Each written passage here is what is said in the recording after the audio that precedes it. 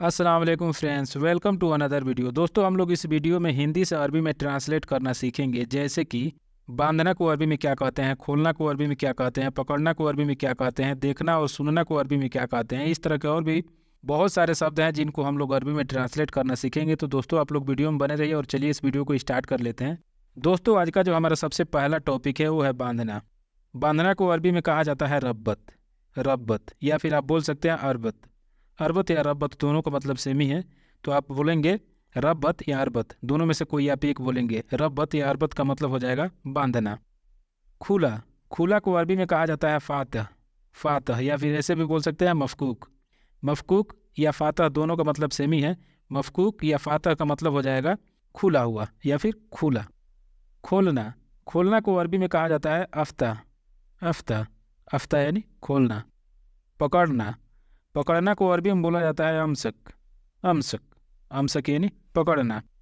ऊपर जाओ, अगर आपको किसी से कहना हो कि ऊपर जाओ तो आप इसको अरबी में कहेंगे रोफोक। रोफोक, रोफोक यानी ऊपर जाओ। नीचे उतरो, नीचे उतरो अगर आपको कहना हो तो आप कहेंगे अंजिल तहत। अंजिल तहत, अंजिल तहत यानी नीचे उतरो। उतारो, उतारो को अरबी में कहा जाता है नज्जिल।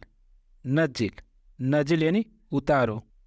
टूटना, टूटना को अरबी में कहा जाता है कसर। कसर, कसर यानी टूटना। अगर आपको कहना हो टूटा हुआ, तब आप वहाँ पे बोलेंगे मकसूर। मकसूर, मकसूर यानी टूटा हुआ।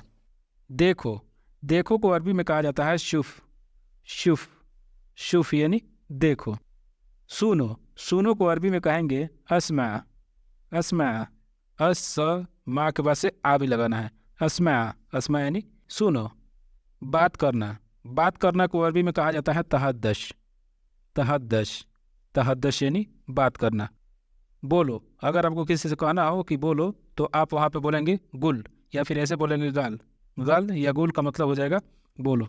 दोस्तों, मैं आप लोगों को यहाँ पे बताना चाहूँगा कि गुल या गाल नहीं होता है, वो काल होता है। काल, काफ से लिखा जाता है। गैन का इस्तेमाल नहीं होता है, काफ का इस्तेमाल होता है। चूंकि ये लोग काफ को गाफ की तरह पढ़ते हैं, इसलिए काल को गाल या गुल ऐसे करके बोला जाता है। तो गुल या गाल का मतलब हो जाएगा बोलो। कहो या फिर आपको कहना है बताओ, तो इसको आप अरबी में कहेंगे कल्लिम। कल्लिम, कल्लिम यानी कहो। मुझसे कहो, अगर आपको कहना हो मुझसे कहो तो आप इसको अरबी में कहेंगे कल्लिमने। कल्लिमने, कल्लिमने यानी मुझसे कहो। जानना, जानना को अरबी में कहते हैं अल्लम। अल्लम, अल्लम यानी जानना। उठो, उठो अगर आपको किसी से कहना हो कि उठो तो आप इसको अरबी में कहेंगे गाम। गाम, गाम यानी उठना। इसको भी काफ से ही लिखा जाता है, बट काफ को ये लोग गाफ की तरफ पढ़ते हैं, इसलिए आप लोग भी बोलेंगे गाम। गाम यानी उठना। बैठना, बैठना को अरबी में बोला जाता है जिलिस। जिलिस, कुछ लोग जिलिस बोलते हैं, कुछ लोग इजलिस बोलते हैं, दोनों का मतलब सेम ही है। जिलिस या इजलिस का मतलब हो जाएगा बैठना। रोना, रोना को अरबी में बोला जाता है अबकी। अबकी या फिर ऐसे भी बोल सकते हैं बकी। बकी, बट वैसे नहीं बोला जाता है, आप लोग बोलेंगे अबकी। अबकी यानी रोना। हंसना, हंसना को अरबी में बोला जाता है दहक। दहक, कुछ लोग दहक बोलते हैं, कुछ लोग अधक बोलते हैं।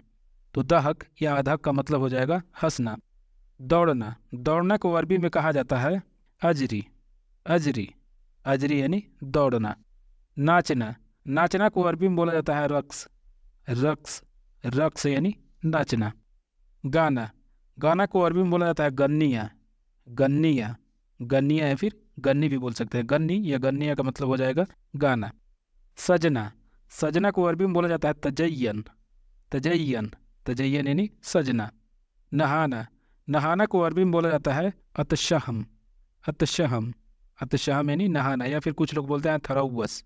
थरौवस या अतशहम का मतलब हो जाएगा नहाना। जागना, जागना को अरबी में बोला जाता है सहू। सहू, सहू यानी जागना। भूख लगना, भूख लगना को अरबी में कहा जाता है जो। जो, जो के बाद से आ भी लगाएंगे जो। जो यानी भूख लगना। प्यास लगना, प्यास लगना को अरबी में कहते हैं आतश। आतश, आतश यानी प्यास लगना। बुखार, बुखार को अरबी में बोला जाता है हमा। हमा या फिर आप बोलेंगे हरारा। हरारा या हमा दोनों का मतलब सेम ही है, आप दोनों में से कोई एक बोलेंगे, हमा या फिर हरारा। हमा या हरारा का मतलब होता है बुखार। दर्द, दर्द को अरबी में बोला जाता है आलम। आलम, आलम यानी दर्द। दोस्तों मैं आप लोगों को बताना चाहूँगा कि आलम का मतलब दुनिया भी होता है, बट मैं इसको अरबी में लिख दिया हूँ। इस तरह का जो लिखा जाता है उसको अरबी में बोला जाता है आलम यानी दर्द। सर्दी लगना, सर्दी लगना को अरबी में कहते हैं बरदान। बरदान, बरदान यानी सर्दी लगना। दोस्तों मैं आप लोगों को यहाँ पे बताना चाहूँगा कि जब किसी को सर्दी लगता है तो लोग बोलते हैं बरदानिन, ऐसे करके बोलते हैं बरदानिन या फिर बरदान बोलते हैं। बट ये लोकल लैंग्वेज है, आप लोगों को किताब में कहीं नहीं मिलेगा, क्योंकि बर्द का मतलब होता है ठंड। आप लोगों को सबको पता होगा। मैं आप लोगों को बताना चाहूँगा कि जब किसी को ठंड लग जाता है ना, तब ऐसे बोलते हैं कि बरदानिन या फिर बरदान, यानी इन लोगों का ये लहजा है। तो आप लोगों को किताब में ये चीज़ नहीं मिलेगा। तो आई होप दोस्तों आप लोगों को ये वीडियो पसंद आया होगा। अगर वीडियो पसंद आता है तो प्लीज़ वीडियो को लाइक करें और चैनल पर नए हैं तो सब्सक्राइब करें। तो मिलेंगे फिर से ऐसे ही मजेदार टॉपिक के साथ नेक्स्ट वीडियो में। तब तक के लिए आप लोग से अलविदा लेते हैं। Thanks for watching this video.